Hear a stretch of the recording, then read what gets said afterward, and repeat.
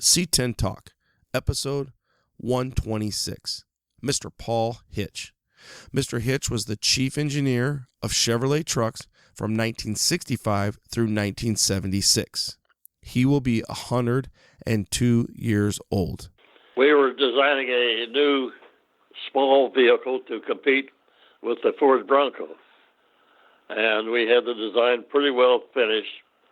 And the tooling, the cost of a whole new line of trucks, the tooling was so high that we couldn't amortize our tooling based on the estimated sales volume.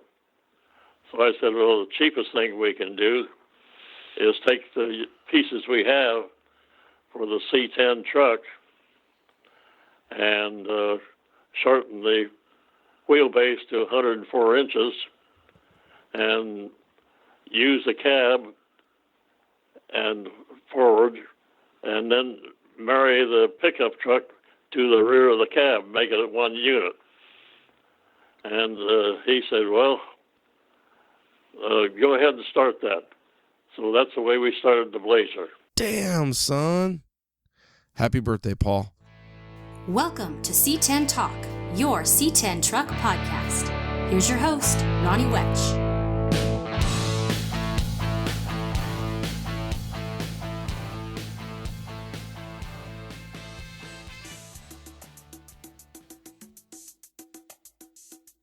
All right. C10 Nation.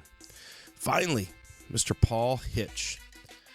I've been sitting on this one for a while, and I am super stoked to get it out to you, share this with you, and essentially share Paul with you, because what an amazing man, what a great man, the greatest generation, the men and women that built this country. I'd like to thank Mitch Miller, Mitch Mosef. You know who you are. You're out there, and the initial lead came from Mitch. Was able to reach out to Paul and his son Doug. Now, this was something that was in the works for a while. I'd look back and probably all the way to October. Doug was having some surgeries, actually even in September, I think his surgery was. So we went way back, and then we said, well, he said, I'll be up to visit Dad for Christmas. So we set it up. Sent some questions out, and I had actually sent out some stuff to Paul to sign, and he sent it back to us. He sent me a cool little gift. I'll post it up. It's a little measuring tape. Really, I'll truly cherish this measuring tape forever. You'll see what it's on there when I post it up on social media. But I will tell you that I did struggle with not necessarily the interview, but how to get it out to you guys. I had ideas of mixing in some GM heritage stuff. The interview with Eric, which was 125. I had interviewed Eric after I interviewed Paul. And essentially, I interviewed Eric about interviewing Paul. And there's a YouTube. I can link it. But if you're just now hearing this and you haven't listened to episode 125, go back and listen or look at Paul Hitch on YouTube, and it'll come up. And it's Eric and Paul that they do their interview for the day. It's 5 minutes. It's perfect timing, and you get to know and see Paul and Eric. So I thought I might combine them, and then I listened to Eric's episode, and I thought, well, I should probably get that out beforehand so that kind of a teaser and kind of build up to Paul. I did not expect or think that this interview would come out this late, but timing just works out. Paul will be 102 on Saturday, March 2nd. So, essentially, this is going to drop on March 1st. So, March 1st, happy birthday, Paul. Doug, thank you. I wouldn't be able to do this if it wasn't for Doug. Doug helped with this and continues to help with it. Now, Paul is amazing, a brilliant man. You'll hear it at the beginning of the episode, but we talk a little bit about the dates of when he was the chief engineer of Chevrolet trucks. It was either the day after or maybe the day after the day after. And I get an email, and Paul had not only researched online, found C10 Nation, found my email, because I had really had correspondence with Doug at that point. And he emails me and he says the actual dates are 1965 to 1976. So he's 101. This is December, the very end of 2018, and he's emailing me. Not only that, but he has since Skyped me. He's Skyped me. We've Skyped a few times. One day I'm at work, and we were trying to set up some dates to just kind of catch up and talk. And this is after the interview, of course. So I get a Skype call at work, and I sit down and we're talking and we're hanging out. But of course, I got a call, so we rescheduled it and made it happen. It's just amazing to me that he gets on there, he's Skyping, he emails, and one time before I recorded one of our interactions on Skype, I was checking in with him, and it wasn't a very long one, but it was like, hey, how's it going? He's like, oh, I'm doing my taxes. And I'm like, taxes? 101? Damn, son, who does their taxes at 101? And he says, hey, I've been retired for 40 years. I do well. I play the market. I have fun. And I think that one of the lessons that we can learn from Paul is, boy, if you stay active and you get up every day and you grind and you exercise and, you're of good, sound mind, body, and health, and, you can live a long time. And it's inspirational. Doug is inspirational. Paul is inspirational. The story, the history, and we're lucky. And we're lucky to have this and capture this. So if I'm able to sit down with Paul in the future, which I think I will, I hope I will be able to, I will share those with you guys. There'll be little bonuses that I'll put in there, and it'll be fun. And again, I wanted the episode to be so perfect, but life isn't perfect, and that's what makes this episode even funner. Is it's just Paul and Doug and I hanging out and talking, and then the bonus episode at the end. Stay on. There's another 20 minutes of an interview that I recorded with Paul, and I just dropped it in there, so you'll hear it. It's a really cool story, and he remembers the names. He remembers, the details of some of this stuff that's truly part of what we love so much. And I actually think that that's probably one of the things that Paul enjoys about is that there's people like you and I that are crazy and fanatics about the C10 era, about the C10 trucks. And to think that he was the chief engineer from 65 to 76, he pretty much has his hand and knowledge of all the trucks. Now, the 73 and the square body, the rounded line is what he's most proud of, because he probably had, if you think about 3 years prior, he had a lot of skin in the game on that one. But I tell you what, man, C10 era and Paul Hitch go hand in hand.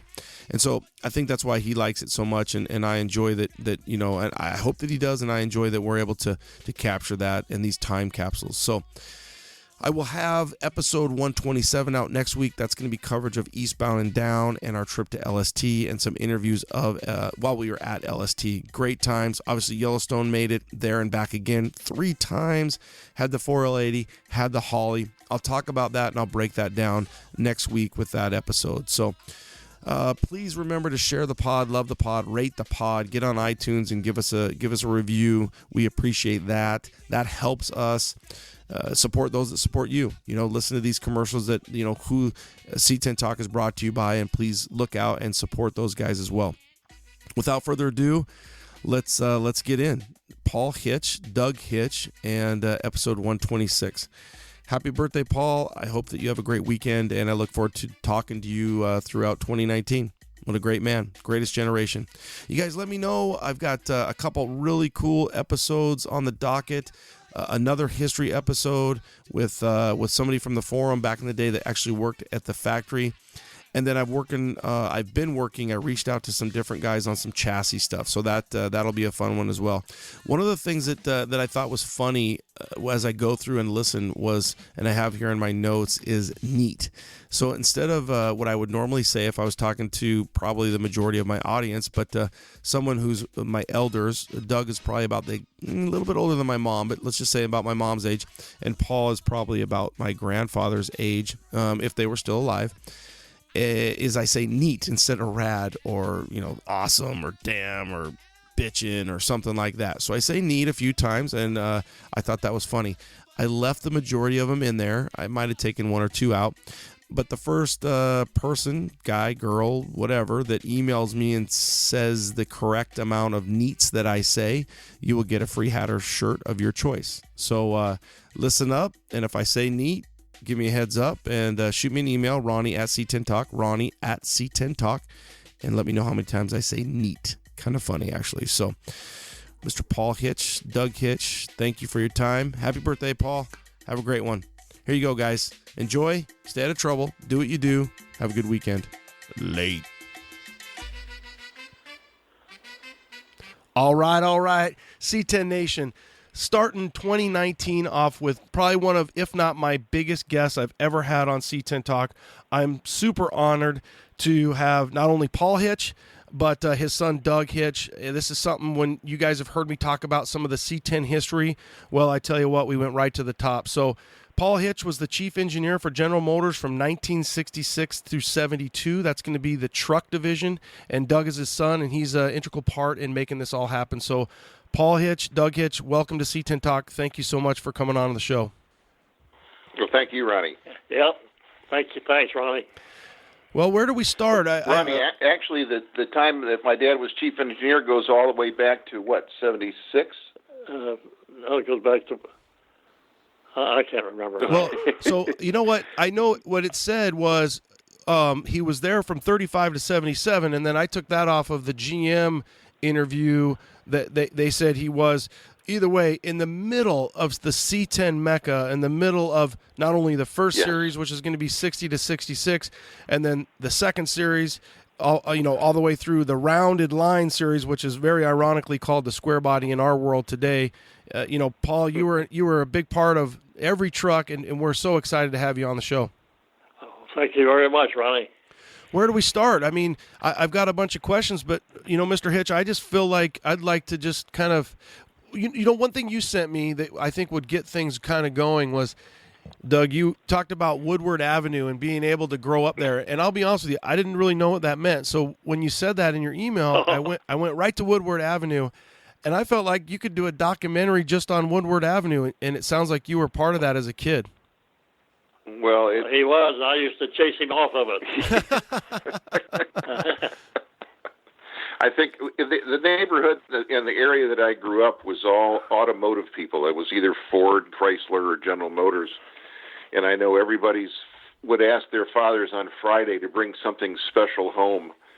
And when my dad would bring something home, of course, the first words out of his mouth were, "Don't go to Woodward." And, of course, that's the first place that we went. And I think I kind of grew up, like everybody in my area, grew up on Woodward Avenue. If you really haven't studied anything about Woodward, you just look up Woodward Avenue Dream Cruise, and it's probably the largest car show in America. And it happens in, I think it's October. And when? August. My wife says August. And it's about a 15-mile-long car show with about 500,000 people. Oh, it's cool. And so it's the history, right? In the middle of the 70s, and when just the motors and fuel wasn't an issue, and Detroit was booming. Yeah. Well, Ronnie, the 73 trucks started about 1970, and it was a major redo of the Chevrolet truck. So that's the period of time, and I had an assistant, Earl Stepp, and he was a real good engineer, so I was lucky to have him. And then, of course, I had about 50 project engineers. So, and you have a list of all of them. So that's the beginning of the truck. Now, of course, when we design a new vehicle, the GM styling does the first part of it, and they do the design, make clay models of the vehicle. And while they're doing that, we, the engineers, we visit them almost daily and work with them. And so we make sure that what they're designing that we can make. So a fellow named Mike Leathers was the GM stylist who did the initial styling of the 73 truck. So we took it from that, and then we made the actual design of the vehicle that we could send to the manufacturing people. So that's a brief outline of how we work. Well, you said that it started in 70, It's amazing to Yes. think. Is that kind of the normal timeline when back then when a truck would come out? It was 2-3 years ahead of that. Yes, it was about a 3-year period. And, of course, we go through a lot of the different designs, and it has to be approved by, of course, the general manager of Chevrolet, and the sales department gets involved in it, as well as manufacturing people. So we all work together as a team. It seems like there'd be a lot of meetings. A lot of meetings. Yeah, there's a lot of meetings, yeah. Well, I think in some of the information that my father has sent you, he basically told you about how the Blazer idea came about, and I'll let him tell you that because that really has to do with the meeting. We were designing a new small vehicle to compete with the Ford Bronco. And we had the design pretty well finished. And the tooling, the cost of a whole new line of trucks, the tooling was so high that we couldn't amortize our tooling based on the estimated sales volume. So we were coming back. That was Pete Estes, who was the general manager of Chevrolet at that time, and Alex Mayer, who was the chief engineer of Chevrolet, and then me, I was the chief engineer of Chevrolet Truck. And we were just walking along and discussing what we thought we might do. So Pete asked me what I thought we might do. So I said, well, the cheapest thing we can do is take the pieces we have for the C10 truck and shorten the wheelbase to 104 inches and use the cab and forward, and then marry the pickup truck to the rear of the cab, make it one unit. And he said, well, go ahead and start that. So that's the way we started the Blazer. And as they say, the rest is history, because it's at least in the C10 era for a solid 20 years, it probably completely outsold what you ever thought it would, for sure, those first few years. Yes, the sales department estimated we'd sell about 900. And we ended up selling 5,000 because that's all the tools that we had could make in a year. So then we ended up selling, I don't know how many a year, 35,000, I think. We were just looking today that if you get a Blazer today that's been updated, it's about, what, $90,000? Yeah, we've seen some 72 Blazers that they're fully restored. They're asking in the $90,000 range for it. Yeah, it's remarkable. They're very popular, and honestly, they're getting harder to find. And even the second gen, which would be the 73 and newers, are that way as well. One question that always kind of comes up is, well, let's go back a little bit. Now, there was some.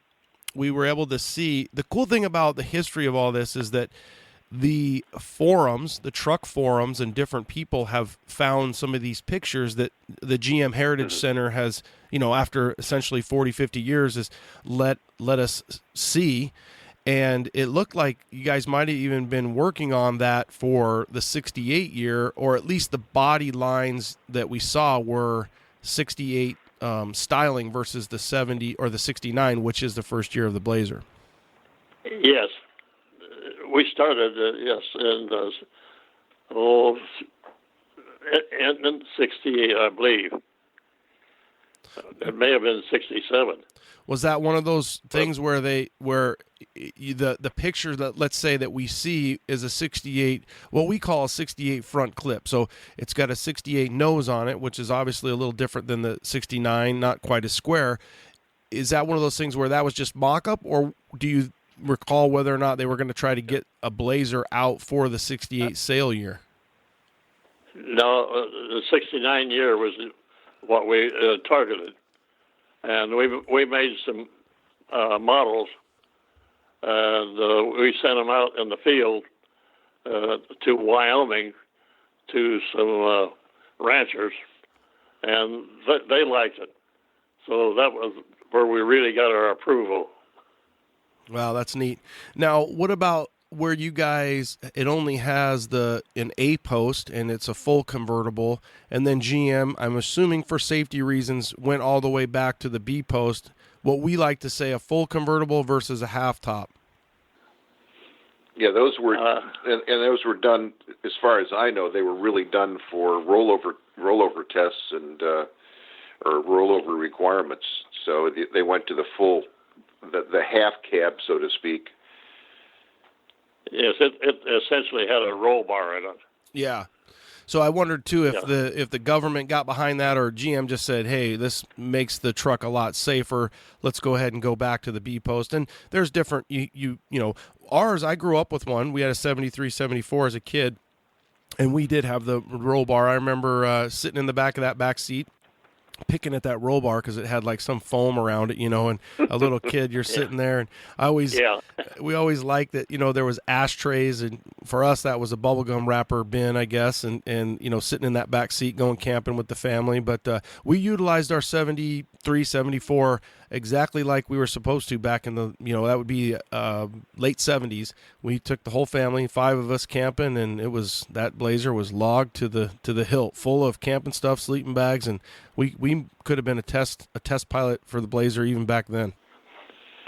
Well, they were real handy at that time. I was living in Arizona, and they were really a very, very useful vehicle, especially for getting out into the desert.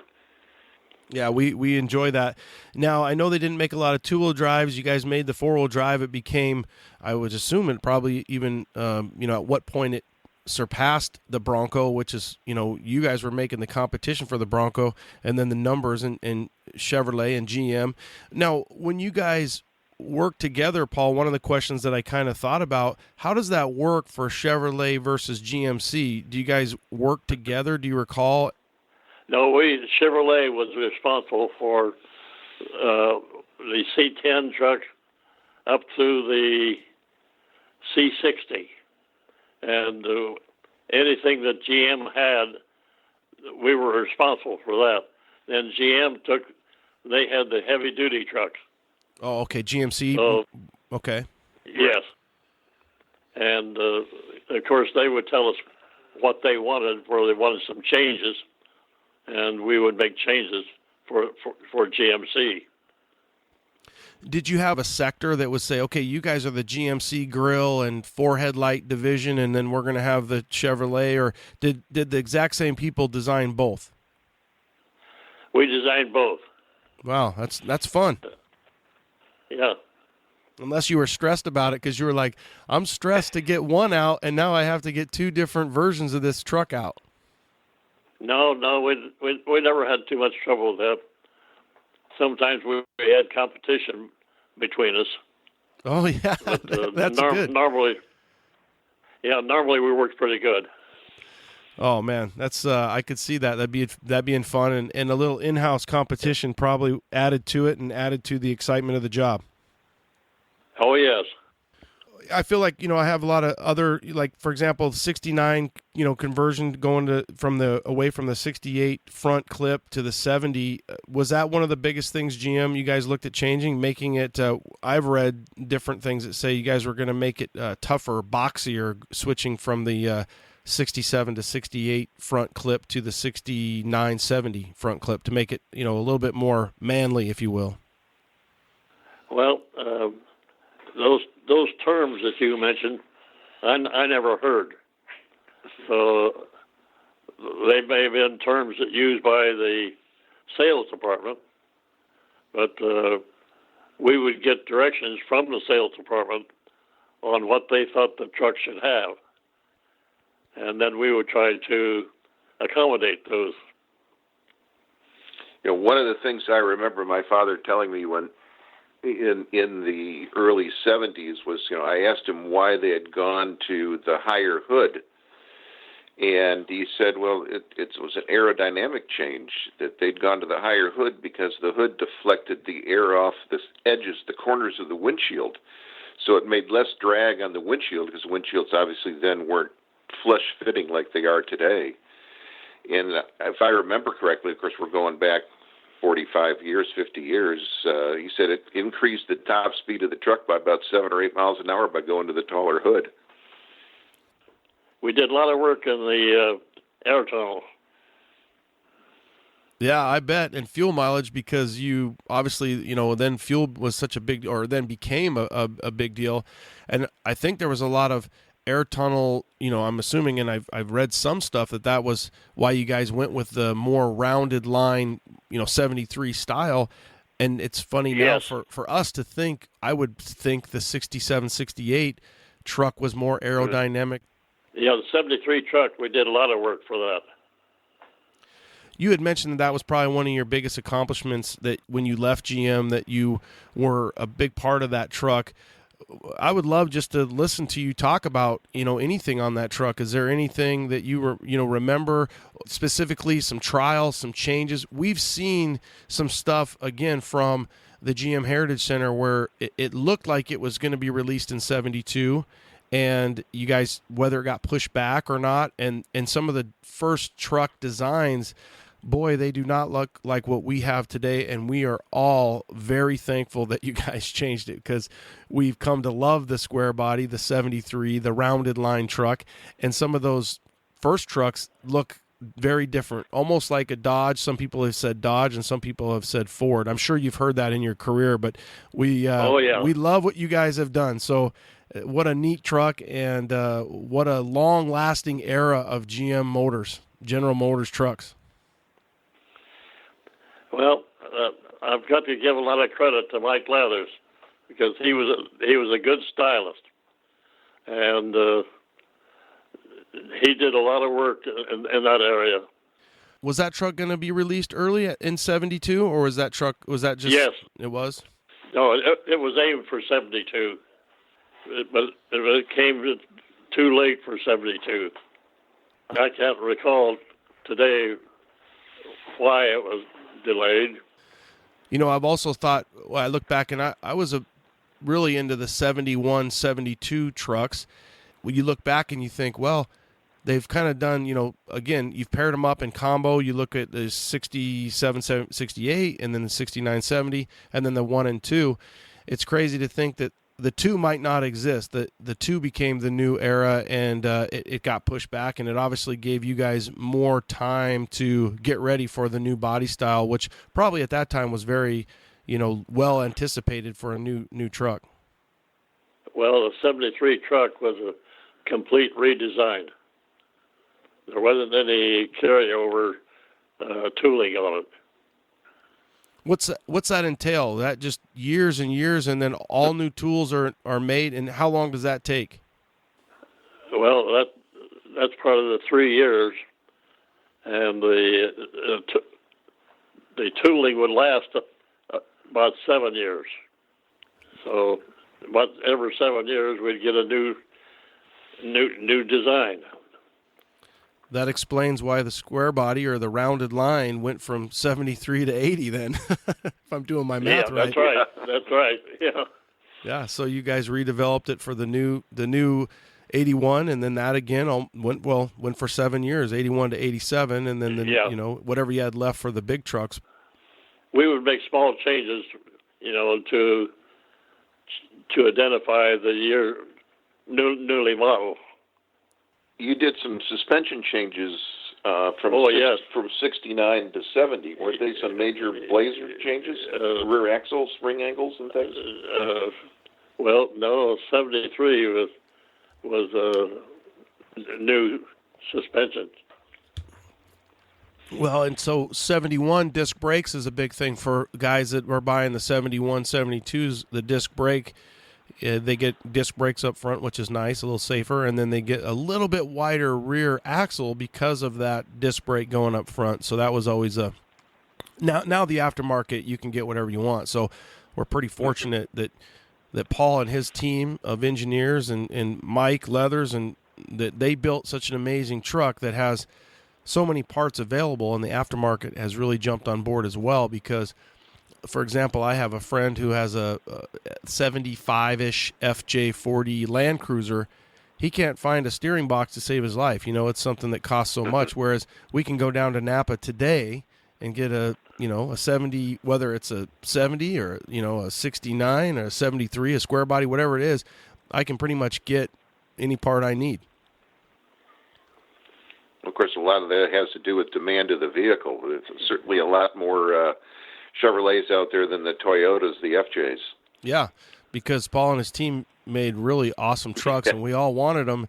And growing up, my dad, again, we had the Blazer, and then my dad had a work truck. I remember he had like a 79 with a work truck.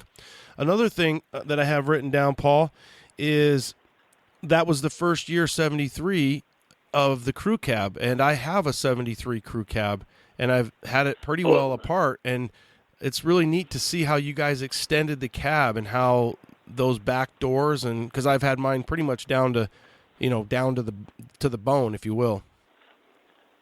Yeah, Ronnie, at my age, I'm forgetting a lot of that information. You got to understand, he's going to be 102 in March. So he's doing pretty good, I think. I agree with you, and that's why we're blessed, and we're so honored to have both of you on. It's remarkable, and really some of the names, like he said, like Mike Leathers and the styling division, and to know those engineers, I think it's cool because it obviously made a very big impression. And your dad would bleed GM, very. An amazing man that was with a company at a time that you look back and you think he's responsible for so much of the way that he touches us and GM and Chevrolet.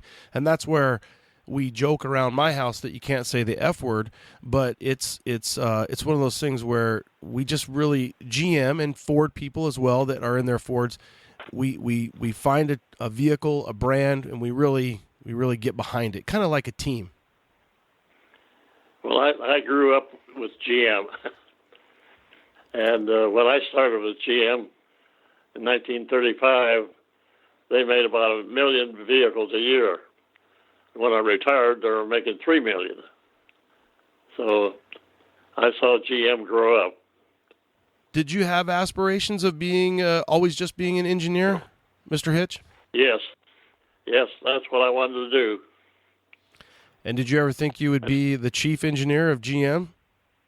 No, I never did.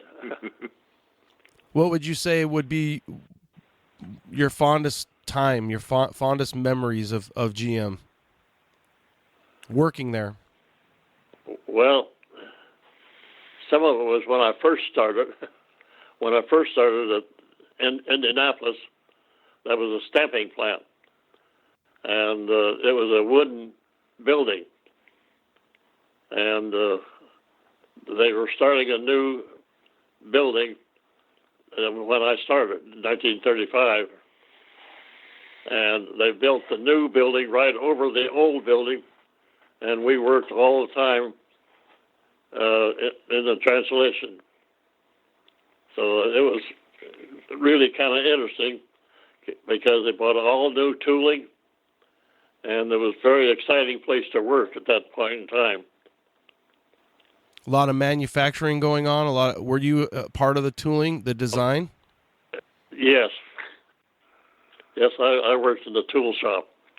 Did you continue to go to school, or did you already have all your education and then? No, I went to General Motors Institute, which was a co-op school.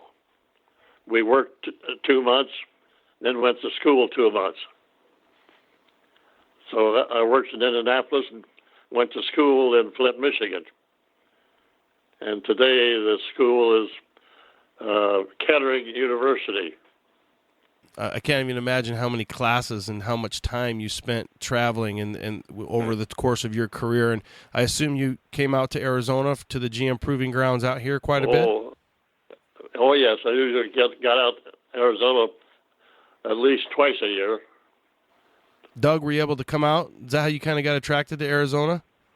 Well, that's how I got out there, was because it was the only place I wanted to go to school in California, and my dad didn't want me to go to California, but I could go to Arizona because he went to Arizona. Could check in on you. Yeah, exactly. Yeah. Yep. So I look back and, we see all these pictures and I think, well, what would my audience, what would they want to know? And I just think that it's so cool to, there's a book called The Greatest Generation, and it's remarkable what really both of you have done, in your era and the class of the people that built this country. And I tell you what, it's just an honor to be able to sit here and talk to you guys about not only just the world back then and the manufacturing, but something that we love is trucks and GM trucks and C10 trucks, and to think how the air vent was positioned here and the window was positioned here, and to read all the stuff on the 73 stuff about all the aerodynamic and the rounded lines, and it's really an honor. And if there's anything you guys would like to add about any truck, I'd be more than willing to sit back and just kind of listen, because I'm just soaking it in, and I'm sure my audience will as well. Well, one of the things that you said was, that the Blazer was the start of the SUV. Well, really, it goes back to the Suburban. Oh, and sure. That goes back to what, 1935? No, about 1937. 1937, I believe. And really, the Suburban was the first SUV. So when you think about it, I can remember my father bringing home Suburbans in the 50s, and those are things that we think that they started in the 70s, the 60s and 70s. They really started 30 or 40 years before that. Oh, and they're beautiful. Yeah, the Suburban. I was working in Indianapolis then, in the engineering department eventually, and we did a lot of design of the Suburbans in Indianapolis. That was before we had a GM styling. So it was interesting to see the change in the vehicles when we started with Harley Earl. He was the one that really started getting some nice-looking vehicles.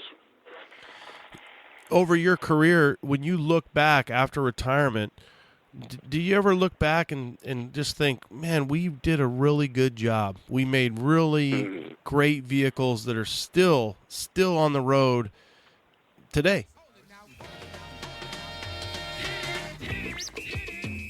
C10 Nation, let me tell you about my buddies Travis, his dad Jack, a.k.a. Dad, and Nick.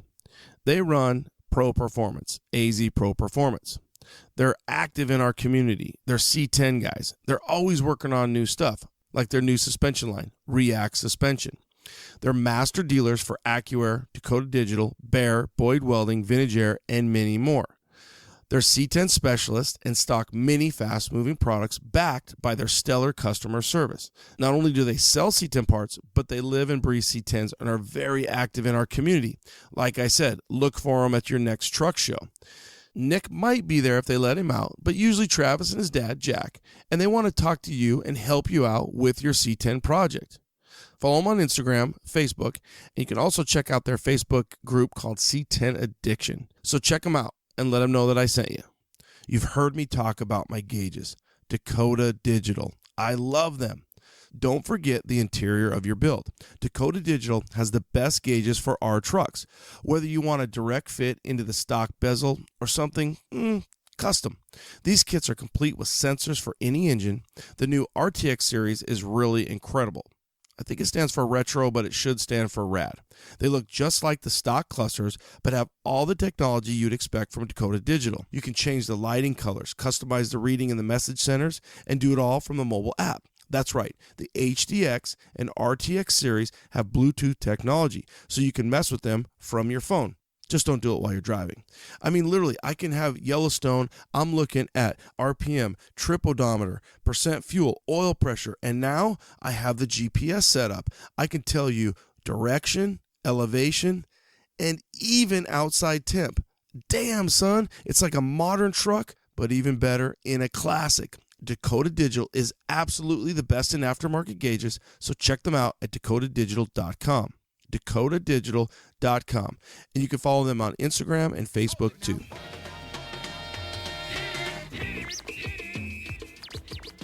Do you ever look back and just think, man, we did a really good job. We made really great vehicles that are still on the road today? Well, yes, but the feeling I have that when I retired and compare that to today, there's no comparison between the engineering and that period of time, 1978, to today. We didn't have computers, and I couldn't. No way could I go back today and work.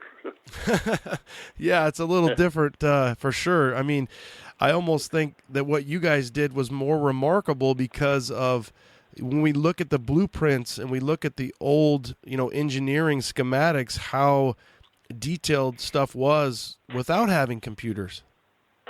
Yes.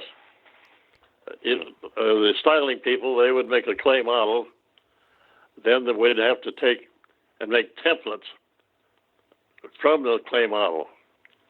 And then we'd take it back to Chevrolet and put them on aluminum panels and do the design work on aluminum panels. So today, they can go right from a clay model right to the manufacturing plant and build the dies for the stampings. Yeah, a lot faster for sure. I wonder if they probably only need maybe 12 months to 18 months versus a full 3 years, and Yeah, they're shooting for a year, and they've shortened the period of time tremendously. Of course, you have to remember that the vehicles from the 40s, 50s through 70s were much simpler in manufacturing than what they are today. Oh, yes. safety and the different components, right? We didn't have all the testing in those days, like for collision testing, head-on testing, and quarter testing. So the development time is more complicated today than it was back in the 30s. Tell Ronnie how you sent the engineers out to look at the parts bins. Oh, yeah. To get information from the field, I would ask my engineers to take a trip, but when they went to dealers, look in the trash pile to see what's failing. So that was one way we would find out where we had some deficiencies. You could put 1 million miles on testing a part, but you can learn more by putting the part out in the field and actually have people destroy it themselves rather than do it on the test track. Somewhat of a old school, out in the street engineering. Letting life happen. Yep. One of the things that we see in the square body world, and you kind of hit on it about the head-on collision stuff, is the hoods. And a lot of hoods, one of the first things somebody looks at is if it's bent or creased, they say. And there's different stories of, it's just they didn't make them right. Well, the truth, and I'm sure you guys can expand on it, is because of that head-on collision is what I've read, that so that hood wouldn't go through the cab, it would crease, and that was to protect the occupants. Yes, in the old days, the steering shaft was a straight shaft right from the steering wheel right down to the steering gear. And when you had an accident, 9 times out of 10, that steering shaft would come right up and hit the fellow in the face. When I first got hired in the fire department, I'll never forget, I think I've mentioned this to my listeners, you think about it, I got hired in the mid-'90s, and so airbags weren't really out until the mid-'90s. And trucks, I remember, like 96, 7-ish right there, maybe 95 for the new GM interior. And we would run on a lot of people that were driving old Chevy trucks. And I remember an accident where a guy was on in a Suburban, and that exact same thing, it didn't hit him in the face, Paul. It hit him in the chest. And when he lived, but when we unbuttoned his shirt, it said Chevrolet written backwards right on his chest. I could see the bow tie right on his chest, and I can almost see the Suburban. It was like a blue Suburban, and the front was damaged pretty well. But before the airbag, world or era that we live in now, and as my job, it's been kind of crazy to see how safe cars really have gotten versus those 60s, 70s, and 80s cars. I still love those cars, right? But cars are pretty safe and remarkable to this day. Well, when you talk about soft surfaces on the cars today, the soft surfaces that we're talking about in the 60s and 70s were steel. So there wasn't a lot of protection for the occupants at that point. Yeah, it's crazy how I don't want to, the audience, we want to hear from you and your dad, but I've been on car accidents where every single part of the car is destroyed except for where the driver and or maybe the passenger sit, and it's remarkable how the vehicles will crumple and take that inertia, whereas some of those old 60s and 70s or 50s, if you will, those cars will not do what they do today. So one of the biggest questions I wanted to make sure I hit, again, I don't want to take up too much of your time. I'm so honored. And Paul, you're doing an amazing job. Has your dad ever talked about the difference, like the rounded line name that GM came up with, and we look at the rounding of the doors and the windshield, and we look at the different concept trucks, and now to think that those vehicles are called square body? I've always just wondered what Mr. Hitch thought about that. Well, there was always a big fight between an engineer and a stylist. During those periods of time, some reason, the stylist liked flat panels. And we would say, well, we don't like flat panels because they're not stiff enough. And they'll rattle more and make more noise. But we had a big fight on all the time, whether it be just flat panels or they'd have curves on them. If you look at an automobile today, there won't be a flat panel on the car. I can only imagine some of those meetings that you guys had between the engineers and the stylists. It's almost a comedy skit, I'm assuming. It is. But you and Mike had a good relationship, it sounds like it. You and Mike Leathers. Well, it would be a fighting relationship. You were married then. Yeah. And it's funny because 20 years after my father worked with Mike, I worked with Mike on a styling project. And I just thought it was funny as I'd not heard my father speak of Mike, but when we were introduced, he asked me if Paul was my father, and I said, yeah, and he kind of rolled his eyes. I guess there was always that fight going on between styling and engineering of what you could do and what you can't do.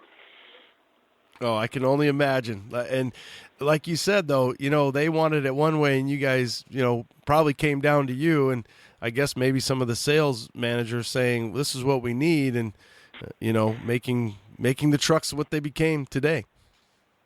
Oh, yeah. So one of the other questions along the styling would be that, some of those initial renderings or those initial concept trucks, why did they end up kind of changing the square body or the rounded line so much? Do you, I look back and I think, okay, these show that they're like 68, 69, then it did change quite a bit. Well, usually they come about because of getting input from the field for what the customer wants. Yeah.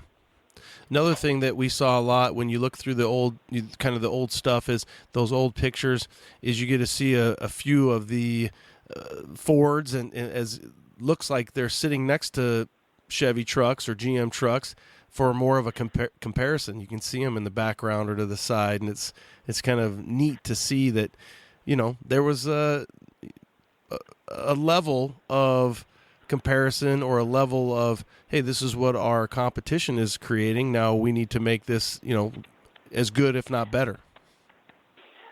Well, the thing was, you get a vehicle out, a new one out, and the customer would say, well, he liked that, or he liked the Dodge, some feature of the Dodge or some feature of the Ford.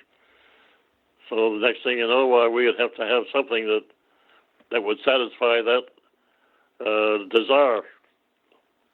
Well, you guys did it, and you did it in multiple entities. When I think of the crew cab, the Blazer, the Suburban, the C10 trucks, and you did it all in one release, and the grilling and the styling, and like you said, it was all new tools in '73. And what an amazing run you guys had. Yeah, that ran quite a while. One of the things I thought as a kid that was always neat, and my son even to this day really enjoys, is that there's an antenna in the windshield. Dad, there's an antenna in the windshield. Now, does that come back to more engineering and more aerodynamic testing? No, that came from input from our supplier. Would that be supplier for the antenna or supplier for the windshields? I think the windshield guys probably didn't like that much. Windshield. Oh, really? Windshield. Yeah. I can't tell you if I've gotten a new windshield put in a vehicle that's had the antenna in it. I don't even know. I know it's just a little attachment right there that comes through the dash. But what a era of GM. Just a lot going on. I'm just kind of going through my mind right now. Doug, anything that you remember as a kid in that era that you just look back and as a young man, I guess? Oh, I look back and just think how lucky I was. You were talking about Ford had this and Chrysler had that and Chevrolet had this. My dad would bring all those vehicles home, so I got to drive all of them. What was your favorite? I don't think you have to ask that, do you? Well, I just wondered, was it a truck? Was it a Camaro? Well, I think it depends. I think it depends on the age and what I was doing. I was always into high performance passenger cars, and '72 was the first 4-wheel drive truck that I had, a Blazer, and I've owned a Chevrolet, either a 4-wheel drive, a Suburban, or a Tahoe, or that type of a vehicle since 1972. And now I can't live without it, even though I'm still a passenger car freak. I still love passenger cars. I think I was very fortunate. Those are my memories about it, is just being exposed in it. And it wasn't just American cars. I mean, General Motors bought all of the cars to look at. And my dad might bring home a Ford truck one weekend, and he might bring home a Ferrari the next weekend. And it was just exposure to all of those things. I mean, that's all I knew when I grew up. And that's really all my father did. My father's done that his whole life, is automobiles. Well, Ronnie, the amazing thing to me today is how the truck has really surpassed, and that's the big thing today, is a pickup truck. Yeah, we just saw where Ford initially, and now GM's just come out, and they're really going to slow their vehicle passenger car, stuff down. Yep. In the SUV, the trucks, the Blazers. I think a lot of it, and I've read some of this too, is the trucks are like cars. They're that comfortable. They allow the creature comforts. Well, they're very popular with everybody today. They're not just work vehicles. Yeah. They're pleasure vehicles. Doug, you were talking a little bit there about Dad would bring home different vehicles. Was your input ever brought into the picture, Doug or Paul? Would you ever listen to Doug and say, what do you think about this? Get a little different idea on things when you have your son, interacting with you. Yeah, but his son was too young at that point for him to listen to. When he left Chevrolet and went to England, I kept telling him, I don't understand why you don't have overhead cams and cross flow heads, and why you don't have this and why you don't have that. And he spent 3 years in Europe and in England, and he came back with a totally different idea of what engine should be. So I thought that was interesting. But did you? I told you so. No, I don't know. I could never tell my dad something like that. He knew a lot more about cars than I've ever known or ever will know. Well, you brought up some of the overhead cam stuff. Now, Paul, you you think back, the small block 350 came into the trucks in your time, and the big block came into the trucks in your time. So that's that is Americana. That is American horsepower. The 350 in the trucks and the 454. That's the two, if not the two biggest motors. It's got to be close. Well, the small block was designed by Ed Cole and Harry Barr, and the big block was designed by Don McPherson. And it was basically designed for a truck, for the pickup truck. The big block? Yes. 8 miles a gallon going or coming, towing or leaving. It doesn't matter, because I've got one. No. Yep.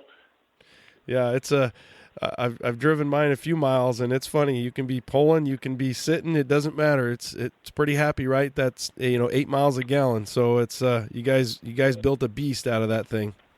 It's almost like a perfect family. The way you guys are somewhat of a perfect team.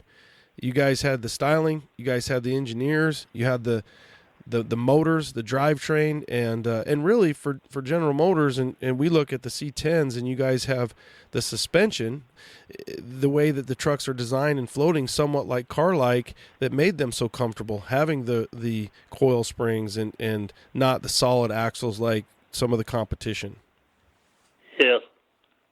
Well, I can remember my father saying that really one of the most memorable things he has of the 73 is the ride and handling, and the engineers that he had working on the ride and handling portion of that vehicle. Earl Stepp, I mentioned, he was very good at ride and handling. They float. They really do. They really float, and I'm wondering if you guys have seen some of the trucks that you guys have built, and they really handled well, and now you see them, and they're, if not on the ground, the 1 inch off the ground with this crazy airbag world we live in, and people take them even lower. Yeah. Well, we were just discussing one of the suspension engineers that you worked with. Oh, Morris Holly? Yeah, Morris Holly. Yeah. Morris Holly was an Englishman. He had been the chief engineer of Rolls-Royce in the U.S. when the U.S. had an assembly operation in Massachusetts, and he came to Chevrolet, and he did the ride and handling for passenger cars and helped us on trucks. I would think if you and Mike might have had butted heads a few times, I almost feel like the engineers probably got along with the handling guys really well, because it seems like it's kind of in the same area versus. Oh yes, yeah. Well, they're one and the same. Yeah. When you talk about styling, you're really talking about the exterior skin only, and when you talk about engineering, you're really talking about everything below the skin. I mean, everything from every nut and bolt to every piece of suspension to the chassis to everything. And even in those days, when I take apart a truck and we take the skin off, sometimes you're like, how in the hell did they get this bolt in that spot? And that's on the 70s trucks, let alone working on, my wife's new van, or I have a newer Chevrolet truck. And I'm not even talking about that. Even some of that older stuff where you're like, I don't know how that stylist got that to work, or, the cowl and some of the different pictures that we get to see with the different way things flow. Yeah, that's the problem engineers have. They're accommodating the stylist, and able to put it together. Yeah, it sounds just like being married. You got to make those stylists happy, and you got to sell those trucks. And you guys did an amazing job in your whole tenure there. Yeah. Really, really did. I think just to take it on home would be some of the interior. You guys made the trucks. We talked a little bit about the newer vehicles and how comfortable they are. But honestly, I get in my old truck, and I don't know, maybe it's a smell thing, maybe it's whatever, but I think they're very comfortable. And I was primarily a 71, 72 guy, and I've had my first square bodies. My parents had them. I grew up with them. And then for me as a hobbyist, in the last 4 years is when I got my first square body. And they're very comfortable trucks. Inside it's a lot of creature comforts, power windows versus, maybe a hand, or maybe a manual roll-up window, and a lot of things you guys changed, interior-wise as well. One point I'd like to make is Chevrolet engineering, Chevrolet truck engineering. We were responsible for the whole vehicle, even the seats. We designed the seats. Where the passenger cars, the seats are designed by Fisher Body. So we had the whole vehicle. What would you say when you were either an engineer or the chief engineer? What was your favorite part of building a vehicle or designing a vehicle? Well, I guess my favorite part was when I was in the body design. Now, would that be something that Mike Leathers and the styling team would draw something, and then you guys would design the body around it? Yes. Was that very tedious? Would you work with the clay people? And that seems like a lot of work, very hard. No, the clay people, that would be Mike's job. And then you would work with them? Yes. Coming up with the body lines after they said, this is the clay? Yeah.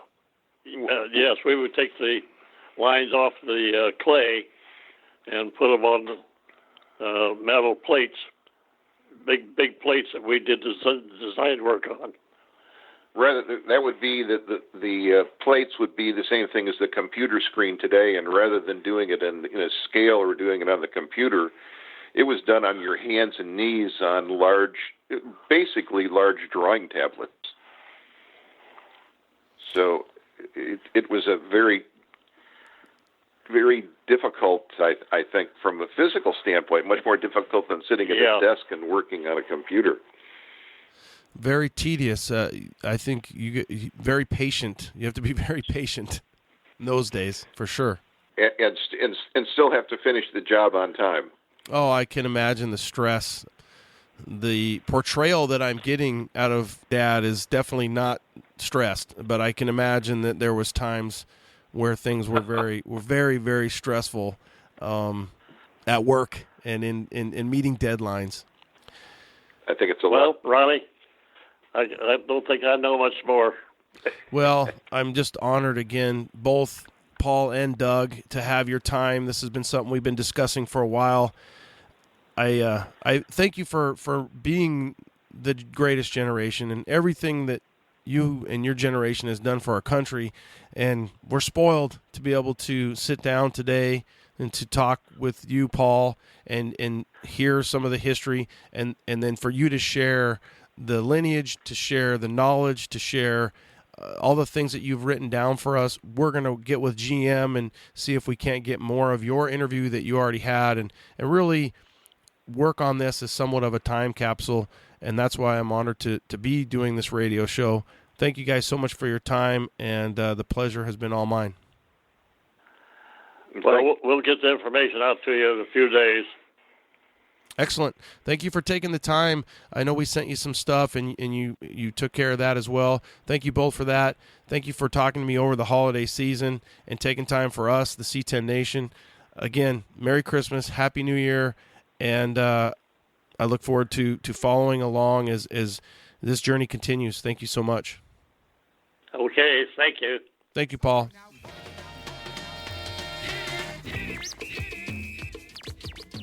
C10 Nation. For over 16 years, truck builders continue to choose AccuAir suspension for their air management solution. Today, that choice gets even easier. Endo CVT by AccuAir.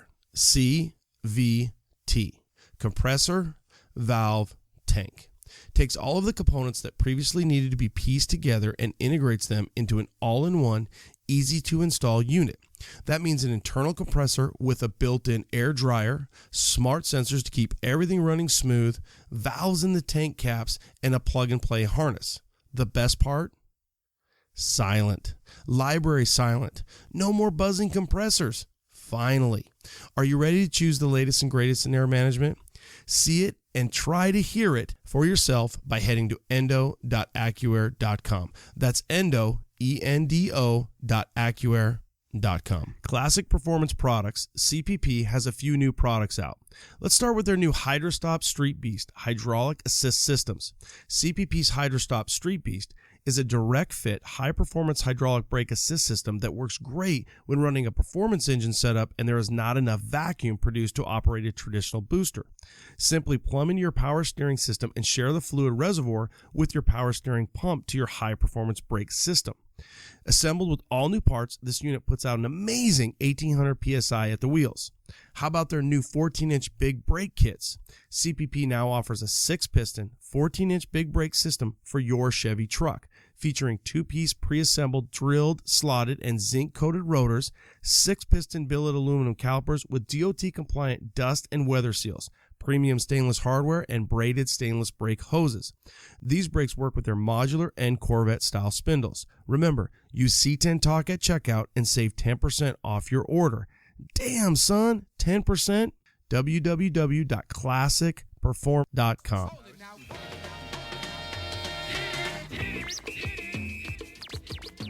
I wanted to pick up, you said that I loved it.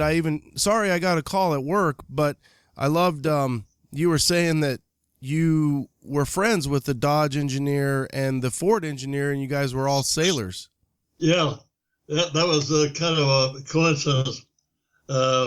The Ford chief engineer at that time was Gail Beardsley, and the Dodge chief engineer at that time was Harvey Pickford. Well, Gail Beardsley, Ford, got transferred to England. Well, a month later, I got transferred to England. And he and his wife, Eloise, and me and my wife, Mildred, we would meet in London and have dinner. Of course, the three of us, we agreed that we would never talk business because we were sailors and we sailed competitively against each other. So then Gail retired, and I had built a house here in Savannah at the landings, and Gail came down and he built a house. Then Harvey came down and he built a house. So the three of us ended up retired the same place and played golf together. Well, did you make a pact to still not talk business at that point once you were retired, or did you share some stories? We didn't have to because we never talked business. Like-minded people, probably you just found one another because of so much of who you were. Yeah. So it was really a coincidence how it all developed. What kind of sailing did you do? Well, we in competition we had weekend sails every Saturday. Then we all three of us were competitors in the Port Huron Mackinac race. That's a race about 220 miles. Oh wow! And Lake Huron. So how long does that take you to do that kind of race? How many does it take? A couple days? From 3 days to 6 days. Oh wow! So you're out there and you're living on the vessel for a few days then, obviously. Oh yeah. Wow. Then afterwards, three of us would take off in each other's boats and cruise for a week or two. Did you ever have a favorite? Was sailing your favorite hobby or golf? What was your favorite? Well, if you're a sailor, that's the only thing you can do. That takes all your time. Yeah, I bet. Now, when you're out there sailing, what was something that was relaxing? Just, listening to the water? Did you pour a little bourbon and sip it and just kind of hang out, or explain? We were pretty busy all the time. Yeah, I bet a lot of things going on. And is that something where, just like some of the trucks that you guys built, was that a analog style gauges where you would read, different compasses and so on before things got really digital and, more of a GPS style navigation? No, the boats, they were all rated. Okay. Well, had ratings, so we rated by our ratings. Competition, no, all three boats were entirely different. Gail had a 42-foot boat, and I had a 38-foot boat, and Harvey had a 40-foot boat. So now, is that something where that big of a boat, did you mostly leave it docked at a certain facility there versus moving it around? You have to have such a big truck for that. Yeah, we were all at different yacht clubs. Cool, but you still found time to get together and sail and maybe golf every now and then? Oh, yeah.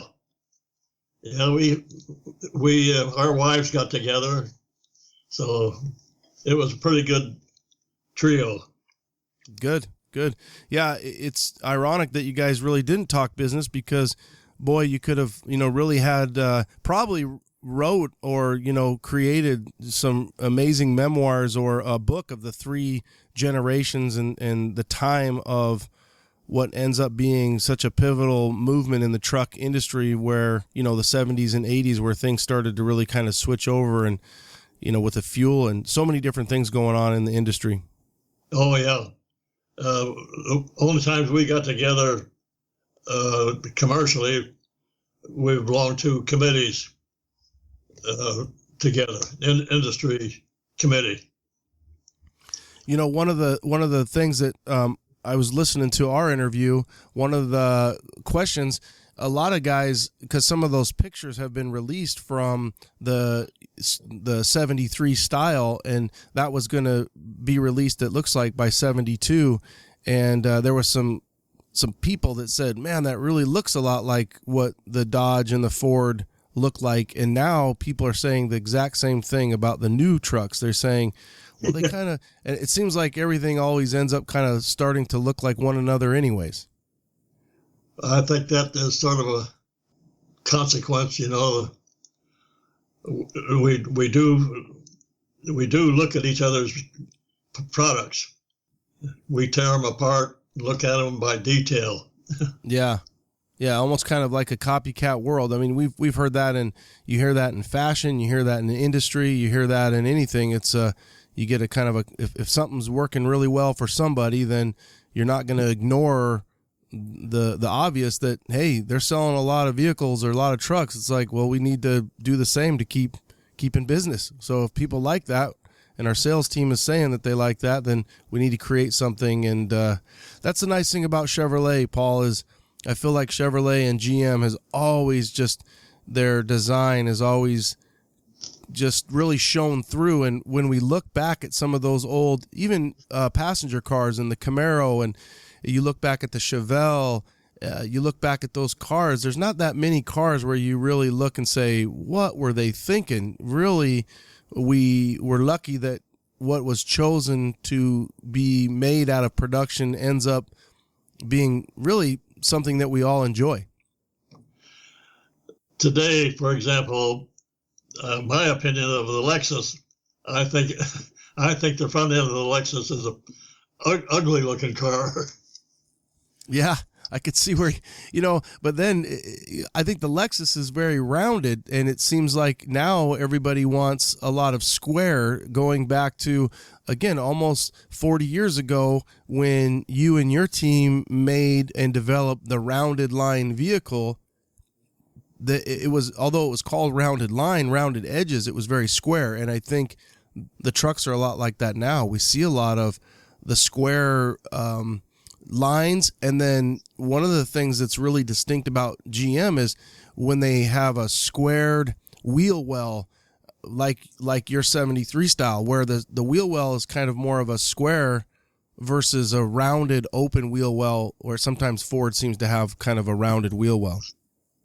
In my time, towards 73, the panel truck, for example, the engineers differed entirely with the stylists. They wanted smooth panels, and where we wanted some shape in it to give the panel some strength. And we had a lot of battles over that.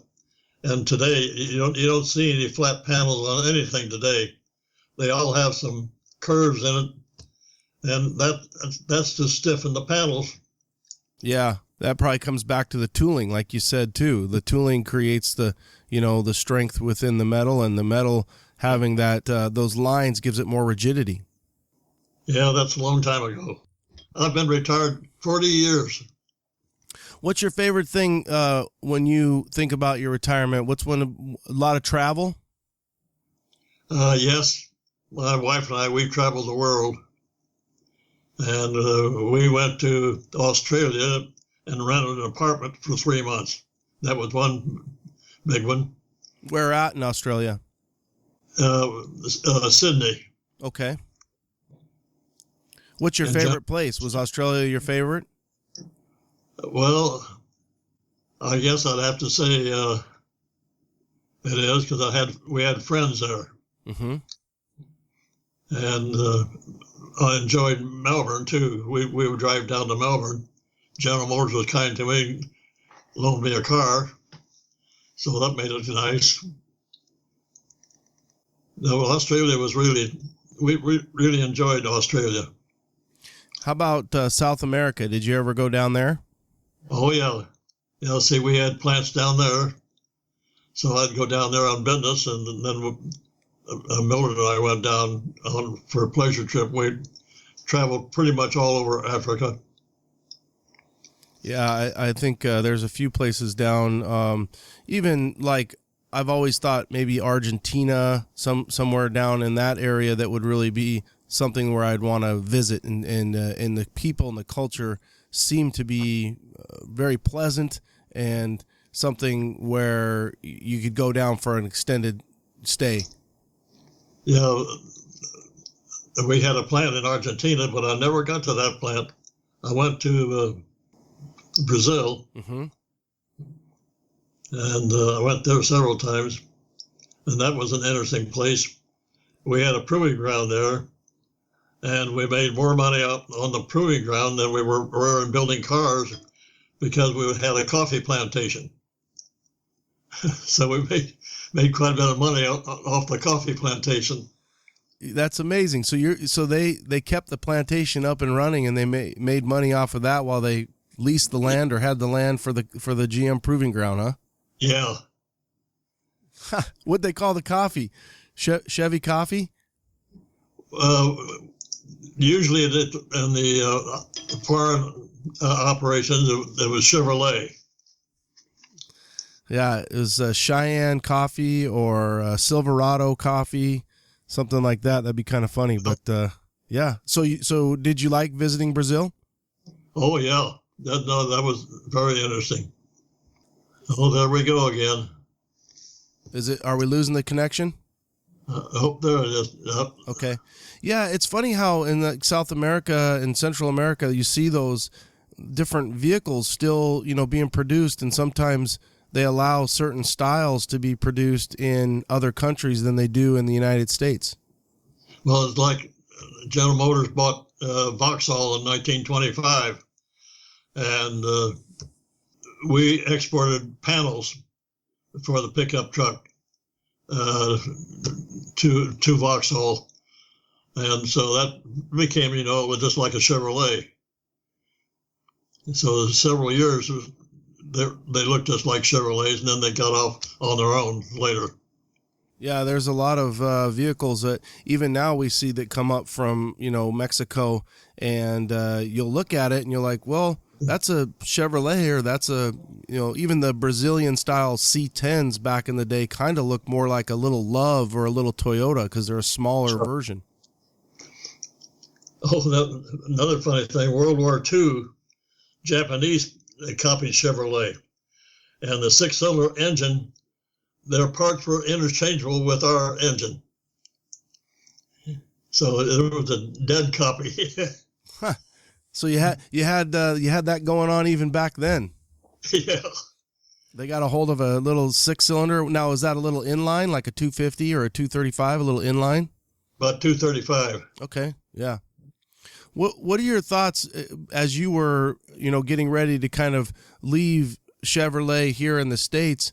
One thing I was thinking about, because you went to like 77, was some of the stuff that mostly GM or GMC was doing, but some of the different theme trucks, like they have those Bo James or the Spirit of 76, and Chevrolet had that as well. Kind of a neat time. Well, I didn't get involved in much of that because that was primarily a sales function. If they wanted a special version for marketing, they would even get an outside supplier to do some of the work. Now, when we talked last, I was asking you a little bit about, I have a 73 crew cab, which is the first year of the crew cab. Do you remember working on any of the engineering on that? Vaguely. What a time. We've seen some of the stuff that came out of the previous era, the 67 to 72 style, where Chevrolet would sell them to the railroads or the refineries and the workers, and the coach trucks would get extended into these crazy looking four doors, and then you guys came up with, in 73, probably because of the new tooling, a really very popular, even to this day, crew cab, or they would call them the 3x3, and you could fit six workers in there, and off you go. Well, of course, today they're almost passenger cars.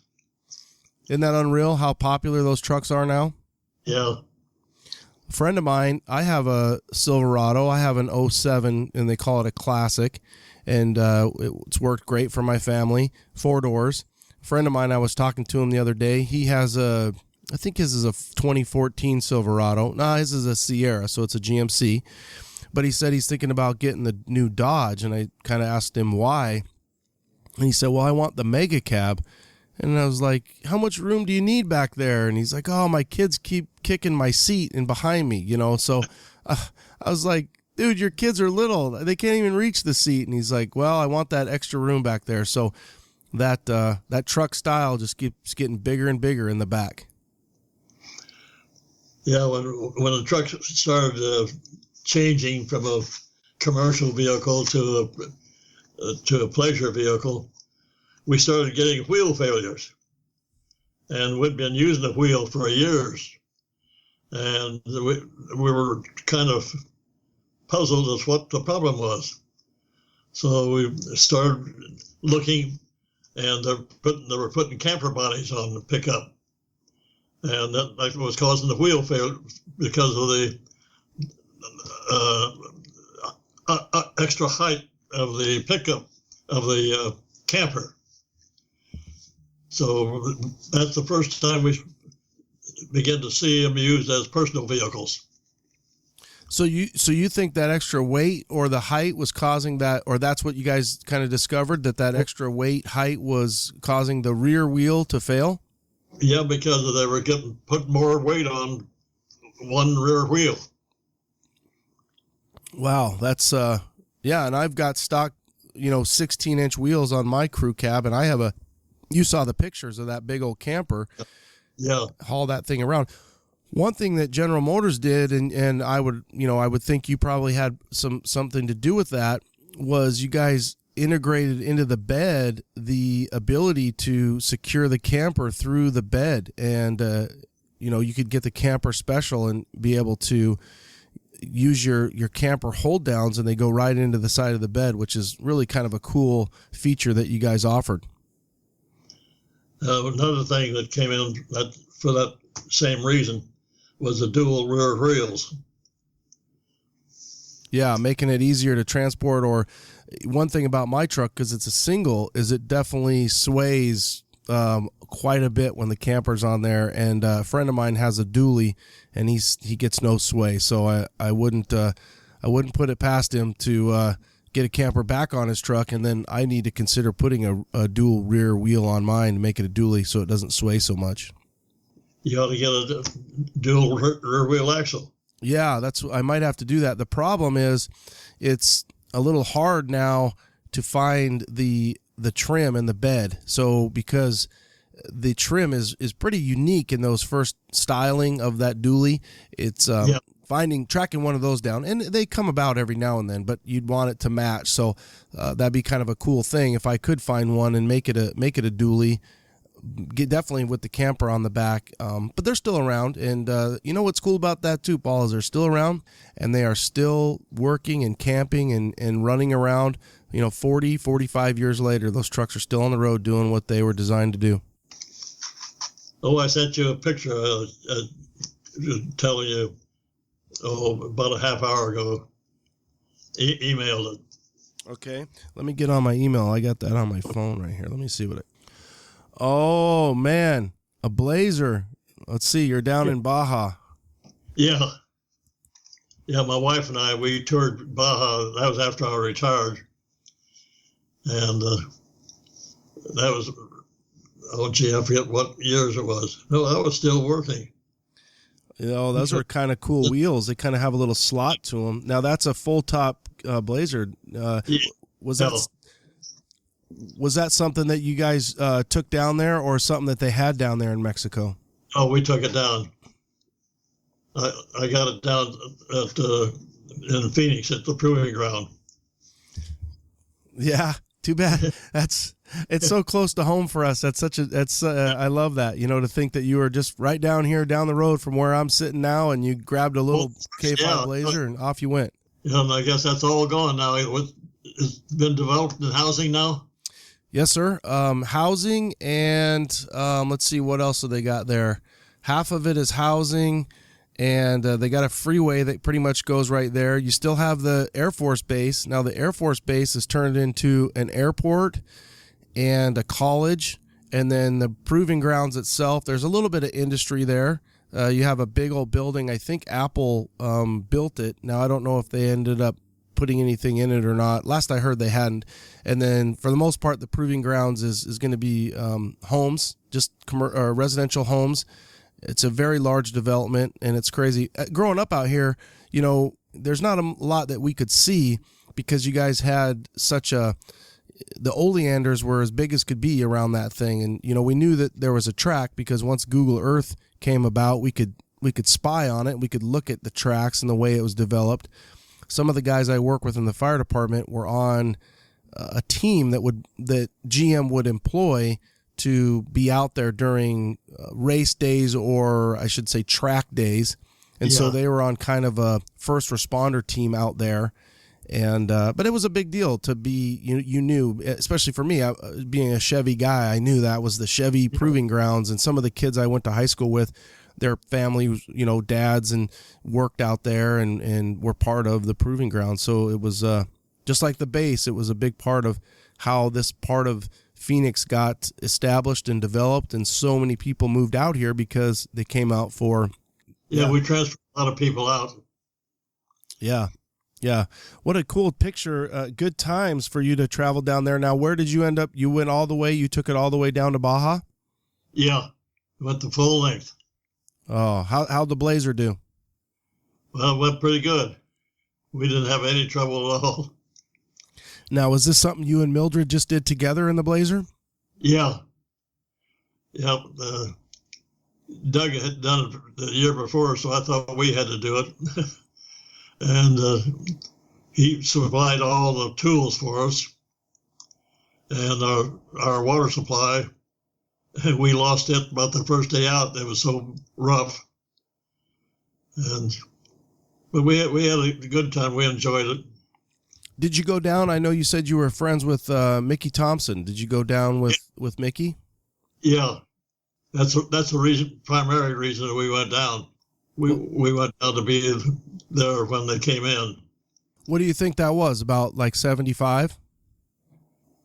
No, I think it was more like, well, it was pretty close to that. Yeah. Okay. Yeah. So what do you got going the rest of the day? Well, people ask me what I do, and I say, well, I don't have anything to do, but it takes me all day to do it. Well, that's a good thing, I guess. I guess it's a good thing you don't have anything to do unless you have something you want to do. I sure look forward to our conversations. I sure enjoy talking to you.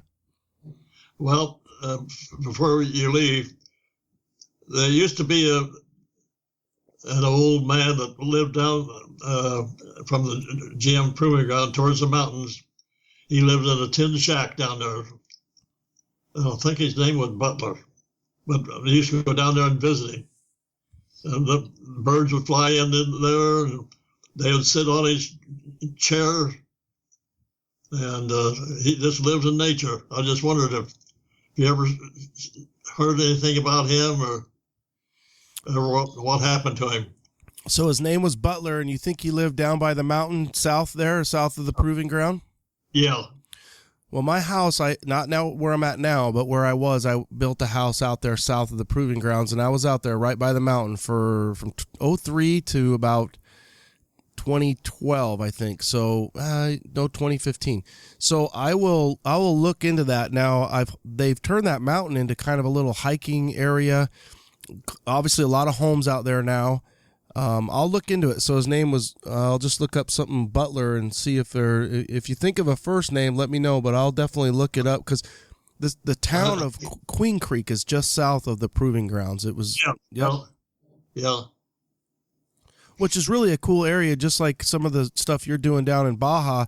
They have the Gila River, and then they have the Queen Creek that runs through there, and you go down to Florence. But that whole area just south of the proving grounds, Queen Creek, is really becoming a developed area, where it was 5,000 people. Now it's 50,000 people in the last 20 years.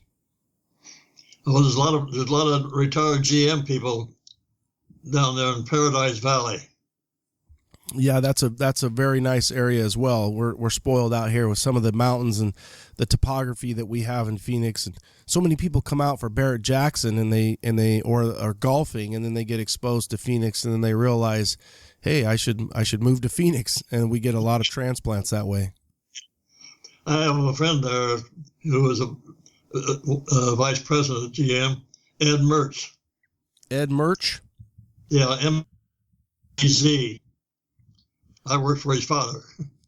Does he still live out in Paradise Valley? Oh, yeah. Okay. Well, I'll look into the Butler thing and see what I can figure out. If you think of a first name or anything else, let me know. And if you've got next Monday available, if you don't have anything to do but it takes you all day to do it, then let's hang out again next Monday. I'll reach back out to you. Okay. Okay. Usually it's better in the afternoon because I go to exercise in the morning. Okay, so right now it's about noon. What time is it there? Is it almost 2 o'clock? About 2 o'clock, yeah. What time do you want to try to plan on it? About the same time or a little bit later? Same time. Okay, I'll plan on checking in with you around lunchtime, noon my time, and 2 o'clock your time. You want any pictures from the Baja? Any pictures you have, I'll take them. Have you ever gone to Baja? I have not. Definitely something I would love to take my son down there on. I guess it's pretty well developed now. Well, I'm sure comparatively, but the problem with Mexico is, which we go to Rocky Point and we enjoy it as a family, but then you're just always, worried about everything going on. I'm sure if you have, obviously you had Mickey Thompson, if you're going down with some friends that are in that whole group, it'd be one thing, and there's so many things to do these days where I'm sure back then there was still a lot to do, but there's something new going on every day around here. So you're trying to budget your time with your family and say, well, what is something that, my family would all enjoy versus something, then you have the individual where, my son might like this, my daughter might like this. And I don't know. Yeah. I feel like it was just a lot slower pace back then. And sometimes the world we live in now is just moving. Oh, I can't even imagine how fast it's going to be because it feels like it is moving pretty fast now, Yeah. What are you going to do the rest of the day? Oh, we're still in the middle of remodeling our house, so I've got some work to do out in the yard and some different things, some pipes I need to find. And then I'm still working on putting together your episode that we recorded with Doug and yourself and then I've got Eric's stuff, and so I've got a few things with the different things with the podcast, the radio show that I need to work on, and some emails, and then I go to work. The way we do our work, we do 2 days on and then 4 days off, but I'm got to do a trade day tomorrow, so I'll be gone for 3 days at the fire station, so that starts tomorrow. Yeah. Okay. Well, have a great week. If you have any pictures you'd like to share, I'd love to look at them, and I will also check back with you next Monday. Okay. Have a great week, Paul. All right. Thanks. Nice talking to you. You too. Thank you so much for your time. Okay.